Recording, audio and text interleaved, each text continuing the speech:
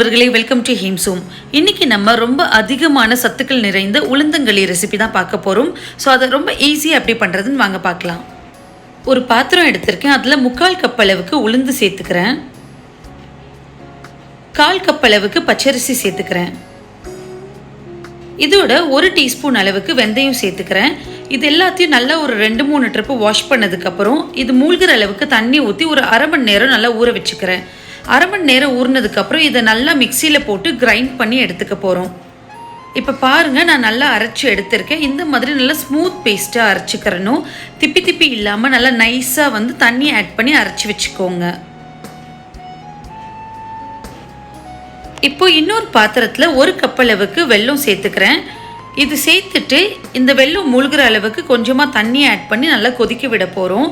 வெள்ளத்தில் பார்த்தீங்கன்னா குட்டி குட்டி டஸ்ட் பார்ட்டிகல்ஸ் ஒட்டி இருக்கும். ஸோ இந்த மாதிரி கொதிக்க விட்டு நீங்கள் வடிகட்டி எடுத்தீங்கன்னா அந்த டஸ்டெல்லாம் நல்லா நம்மளுக்கு ரிமூவ் ஆகிடும். அதனால் நல்லா ஹை ஃப்ளேமில் வச்சு நல்லா இப்போ கொதிக்க விட போகிறேன். இது ஒரு 5 நிமிஷம் நல்லா ஹை ஃப்ளேமில் கொதிச்சாவே போதும். நம்மளுக்கு வெல்லம் டக்குன்னு கரைஞ்சிடும். நல்லா வெள்ளத்தை தண்ணியோட கிளறி விட்டு நல்லா கொதிக்க விட்டுருங்க. இப்போ நம்மளுக்கு வெல்லம் நல்லா கொதிக்க ஆரம்பிச்சிருச்சு தண்ணியில். நீங்கள் பார்த்தீங்கன்னா உங்களுக்கு இந்த மாதிரி கிளறி பார்க்கும்போது அந்த டஸ்ட் பார்ட்டிகல்ஸ் சில டைம் நல்லா தெரியும். பார்த்தீங்களா, இந்த மாதிரி டஸ்ட்டு தான் நம்மளுக்கு இருக்கும். அதனால் நல்லா கொதிச்சதுக்கப்புறம் இதை நல்லா வடிகட்டி எடுத்து வச்சுக்க போகிறேன். இந்த மாதிரி ஃபில்டர் பண்ணி எடுத்து வச்சுருக்கேன். இப்போ ஒரு அடிகனமான கடாய் எடுத்திருக்கேன். இதை நல்லா சிம்மில் வச்சுட்டு நம்ம ஆல்ரெடி அரைச்சி வச்சுருக்கிற உளுந்து பச்சரிசி மாவை இதோட நான் சேர்த்துக்க போகிறேன். இதோட ஒரு கிளாஸ் அளவுக்கு தண்ணி சேர்த்துக்கிறேன். இதை நல்லா சேர்த்ததுக்கப்புறம் கொஞ்சம் மீடியம் ஃப்ளேமில் வச்சு நல்லா கிளறி விடுங்க. உளுந்தங்களியில் ரொம்ப மெயின் நீங்கள் கிளறிக்கிட்டே இருக்கணும். நம்மளுக்கு கொஞ்சம் கை விட்டுட்டா கூட கட்டியாக ஆரம்பிச்சிடும். ஸோ எவ்வளோ தூரத்துக்கு நம்ம நல்லா கிளறோமோ அந்த அளவுக்கு நம்மளுக்கு நல்லா களி அந்த திப்பி இல்லாமல் நல்லா ஸ்மூத்தாக கிடைக்கும்.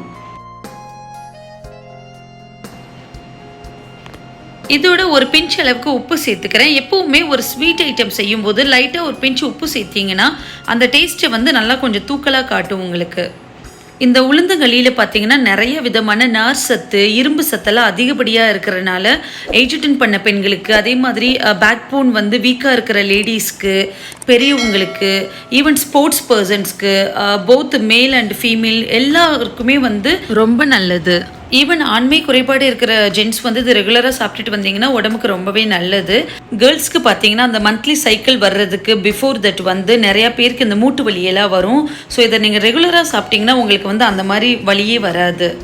இதோட இப்போ நான் ஃபில்டர் பண்ணி எடுத்து வச்சிருக்கிற வெள்ளை தண்ணியும் நான் ஆட் பண்ணிக்கிறேன். ஆட் பண்ணிவிட்டு இதை நல்லா கிளறி விட்டுக்க போகிறேன். இதோட ஒரு 1/4 டீஸ்பூன் அளவுக்கு நான் ஏலக்காய் தூள் சேர்த்துக்கிறேன். இது நல்லா ஃப்ளேவர் கொடுக்கும், அதனால் நான் ஆட் பண்ணியிருக்கேன்.